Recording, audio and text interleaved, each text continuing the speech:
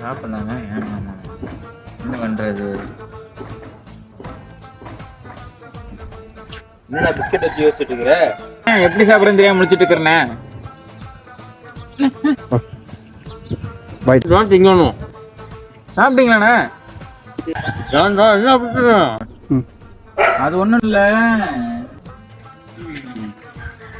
இதான் கடைசி பிஸ்கட்டு. கடை வசையில் சாப்பிட்டு